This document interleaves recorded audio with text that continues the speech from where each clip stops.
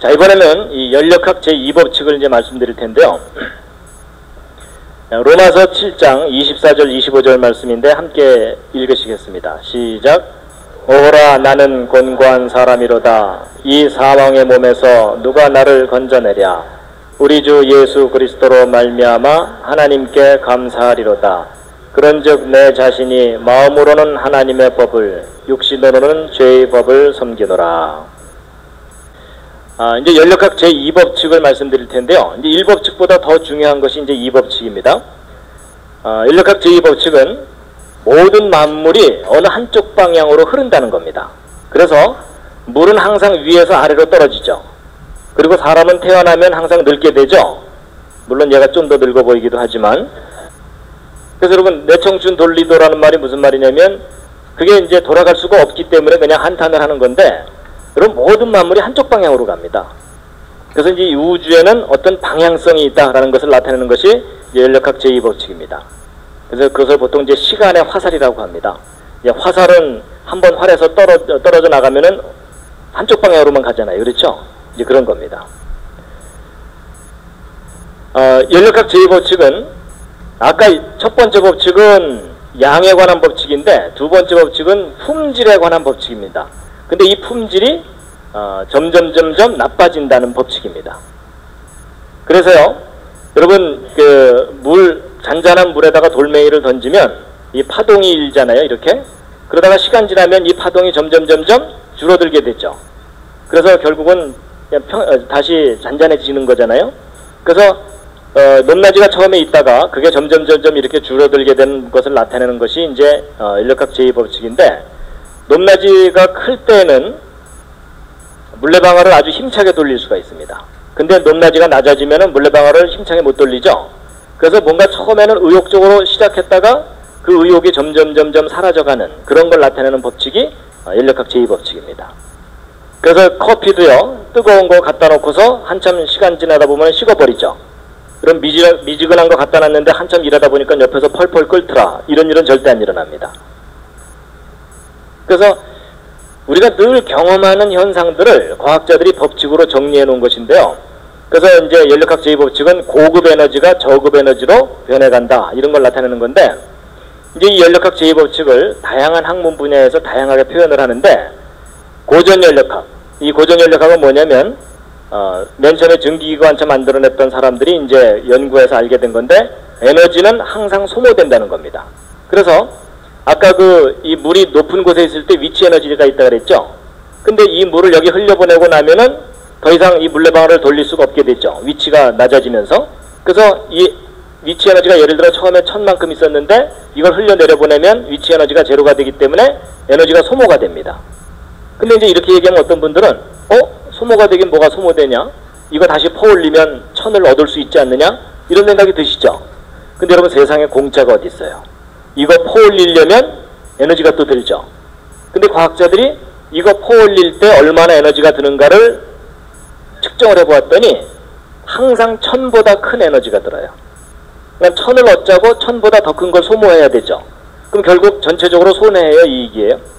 전체적으로 손해입니다. 근데 항상 이런 일이 일어난다는 게 법칙입니다. 그러니까 우리가 에너지를 사용하면 사용할수록 점점 소모된다, 이게 법칙입니다. 그럼 여러분, 에너지가 다 소모되고 나면 모든 것들이 정지해버리죠. 그럼 이 우주가 죽게 된다는 뜻입니다. 그래서 이걸 연장해서 생각하면 결국은 이 우주는 언젠가는 죽는다라는 걸 나타내는 법칙이 연력학 제2법칙입니다. 그래서 여러분, 사람도 마찬가지입니다. 여러분, 사람이 열심히 먹고 난 다음에 가끔 힘주죠. 그렇죠? 근데 여러분, 사람의 물레방아하고 똑같아요. 우리가 먹는 이 음식은 고급 에너지입니다. 근데 이 뒤로 내보내는 것은 저급 에너지죠. 그렇죠? 그래갖고 바로 요것과 요것의 차이를 이용해가지고 사람들이 이렇게 활동하면서 사는 겁니다. 물레방아하고 원리가 똑같죠. 그렇죠? 그 다음에 이제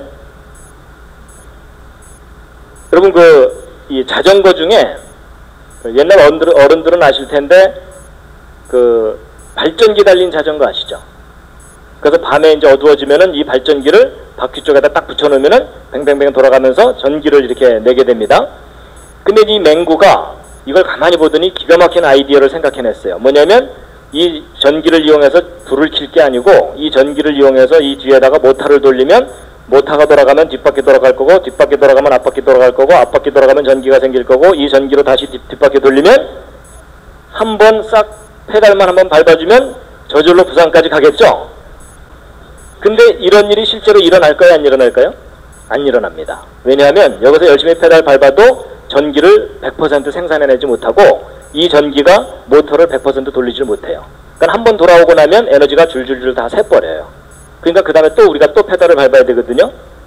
그래서 에너지가 자꾸 소모가 되기 때문에 우리가 계속 힘들게 에너지를 투입하면서 살아야 되는 그런 원리가 작용하는 게 이제 연력학 제2법칙입니다. 그래서요, 이 연력학 제2법칙을 나타내는 것이 이제 뭐냐면 항상 이 새 것이 낡은 것으로 변해가는 것을 나타내는 겁니다. 이게 연력학 제2법칙인데요. 여러분, 집을 만들어 놓고 나면 이 집이 점점 낡아져 가지고서 무너지지, 이런 벽돌들이 저절로 이렇게 막 질서 있게 세워지지 않잖아요. 그래서 이런 벽돌들이 이렇게 질서 있게 세워지려면 지혜와 능력으로 에너지를 투입해야만 이렇게 질서가 생깁니다. 그래서 화산이 폭발해 가지고 저절로 집이 안 생기는 이유는 질서가 무질서로는 가지만 무질서가 질서로는 자동적으로 안 갑니다. 그래서 이제 우리가 이런 이 법칙 하에 살고 있기 때문에 항상 질서가 무질서로 이제 가는 것을 겪고 있기 때문에 우리가 끊임없이 청소해야 되고 이런 겁니다. 여러분, 한 달 동안 머리를 안 감았는데 늘 감은 듯한 머리더라, 이런 일은 절대 안 일어납니다. 여러분, 맛있게 먹고 나면은 꼭 설거지해야 되죠. 그렇죠? 그래서 우리가 활동하면 활동할수록 무질서가 주변에 늘어나게 돼 있거든요. 여러분, 처음 들어올 때는 정돈이 잘 돼 있다가 여러분 가고 나면 막 쓰레기도 남고 뭐 이러잖아요. 그게 질서가 무질서로 자연스럽게 간다는 법칙입니다. 그래서 특히 이 어린 아이들은 이 무질서를 만드는데 선수입니다. 근데 사람이 성숙하게 되면 자기가 에너지를 투입해서라도 질서를 세웁니다. 그래서 교회도 마찬가지입니다. 다른 사람을 배려하는 그런 마음이 없는 성숙하지 않은 사람들이 교회에 많이 모이면 교회가 많이 어지러워집니다. 근데 남을 배려할 줄 아는 성숙한 사람이 있으면 교회에 질서가 생기거든요. 그래서 사람은요, 가만히 내버려두면 타락하게 돼 있습니다. 맞죠? 그게 연력학 제2법칙입니다. 그리고 여러분, 강의 듣고서 나가면서 곧바로 잊어먹으시죠? 그것도 연력학 제2법칙에 해당됩니다. 그렇죠? 예, 그런 겁니다. 그리고 보통 이제 이 예배 딱 참석했을 때는 오늘은 끝까지 들어보자 이러지만 조금 시간이 지나면 혼수 상태로 접어들죠? 뭐 작심삼일 이런 모든 내용들이 바로 연력학 법칙에 해당됩니다. 그래서 맨 처음 완전했던 상태에서 점점 불완전한 상태로 자연스럽게 내려간다는 것이 연력학 제2법칙입니다. 그래서요, 이 연력학 제2법칙에 관련해서 이제 그 한 가지 설명드릴 게 뭐냐면요. 여러분, 금 좋아하시죠? 금. 근데 이제 이 금을 보시면 보통 금은방에 가서 순금을 사면 보증서를 써주는데 거기에 몇 %라고 보통 돼 있던가요? 99.9 내지는 99.95 보통 그렇게 써줍니다. 그래서 요즘 금 한 돈이 얼마죠? 한 뭐 5만원에서 10만원 그 사이죠? 그렇죠? 예. 근데 이제 보통 일반 금은방에서 파는 금은 뭐 한 돈에 5만원, 10만원 이렇게 될 텐데 이런 반도체에 사용하는 금은 순도가 훨씬 높은 금을 써야 됩니다. 왜냐하면 이 반도체 연결하기 위해서 아주 가나다란 금실을 써야 되거든요. 지금은 이제 다른 물질로 대체를 하지만 옛날에는 금을 썼어요. 왜냐하면 금은 녹이 안 슬거든요. 그래갖고 아주 가느다랗게 이제 해서 이제 전기를 흘려보내야 되는데, 근데 이 금 속에 들어있는 이런 불순물들이 열을 내게 됩니다. 그래갖고 열을 내면서 이 금실 전선이 끊어지면 안 되니까 가능한 한 이 불순물들을 빼내야 됩니다. 그래서 이제 이런 불순물들을 빼내서 순도를 높이게 되는데, 그래서 이제 이렇게 순도가 높은 금들은 이런 금들보다 훨씬 비쌉니다. 왜냐하면 이 불순물들이 좋은 말 할 때 안 나오기 때문에 얘네들을 이제 빼내려면은 에너지를 가해야 됩니다. 그래서 여러분, 불순물이 들어있는 금을 순수하게 만드는 방법 중에 제일 간단한 게 뭔지 아십니까? 뜨겁게 가열해서 때리면 순수해집니다. 그게 이제 원리가 왜 그러냐면요. 뜨겁게 가열을 하면 금은 녹이 안 슬거든요. 근데 불순물들은 녹이 슬어요. 근데 그 불순물들이 되게 녹이 슬면 딱딱해집니다. 딱딱해지면 막 때리게 되면은 딱딱한 게 비스켓처럼 떨어져 나갑니다. 그래서 뜨겁게 가열해서 때리면 금이 아닌 것들은 떨어져 나가게 돼 있어요. 그러면서 점점 순수해집니다. 근데 여러분 이게 뭐하고 비슷하지 않습니까? 아이들 키울 때 아이들이 집안에만 있다가 바깥에 내보내면은 자꾸 친구들한테 뭐 나쁜 말 배워줘, 뭐 하여튼 나쁜 짓 많이 배우잖아요. 그렇죠? 그럴 땐 어떻게 해야 됩니까? 때려야 됩니다. 때리면 어떻게 되나요? 순수해집니다. 이해가 되시죠? 근데 여러분 그 원리가 물질 세계에서도 똑같아요. 그래서 하나님이 창조하신 물질 세계의 원리와 우리 마음의 세계의 원리가 비슷합니다. 그래서 여러분 성경을 보면은 아이를 매지를 참아 못하는 자는 자식을 사랑하지 않는 거다라는 말이 나오거든요. 그 말이 진리입니다. 구타하라는 얘기가 아닙니다. 뭔가 아이에게 잘못된 생각이 들어갈 때는요, 때려서라도 그것을 쫓아내줘야 된다는 겁니다. 그런데 이제 보세요. 여러분 순도가 낮은 금을 순도가 높은 금으로 만들려면 가열해야 되죠. 때려야 되죠. 그게 다 에너지고 그게 다 돈이잖아요. 그렇죠? 그러니까 순도를 높이려면은 항상 비싸집니다. 이 금이. 근데 이제 보통 이 구자가 뒤에 더 많이 붙을수록 더 순수해지는 거거든요. 근데 보통 이 구자를 한두 개 붙일 때마다 값은 몇십 프로씩 뛰어요. 금값이. 그럼 여러분 생각해 보세요. 100%짜리 금을 만들려면 이 구자가 무한대로 생겨야 되죠. 그렇죠?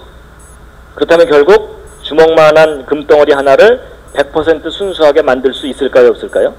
이게 불가능합니다. 우주에 있는 에너지를 다 쏟아부어도 금덩어리 하나를 100% 순수하게 만들지 못한다는 게 과학의 원리거든요. 쉽게 얘기하면 이 우주는 스스로 순수해질 수 없다는 의미입니다. 그래가지고 여러분 이 금에 불순물이 들어갈수록 질서가 무너지게 돼 있거든요. 그래가지고 우리는 보통 이제 무슨 생각을 하냐면 이제 불순물이 들어간다는 얘기는 순수하지 못하다는 뜻이기 때문에 쉽게 얘기하면 이걸 타락 곡선이라고 생각하시면 불순물이 조금만 들어가도 금방 타락합니다. 그래서 이제 상당히 사람들이 점점 타락하게 되게 돼 있는데 보통 사람들이 조금 타락한 상태에서 정신 차리면 좀 착하게 살 수가 있습니다. 그런데 순수해지려고 노력하면 노력할수록 완전하게 100% 순수해진다는 게 불가능하다는 것을 깨닫게 됩니다. 그래서 보통 이제 교회 생활하다 보면 이런 일이 있어요. 엉망으로 살던 사람들이 마음 잡고 이제 좀 착하게 살잖아요. 그럼 교만해집니다.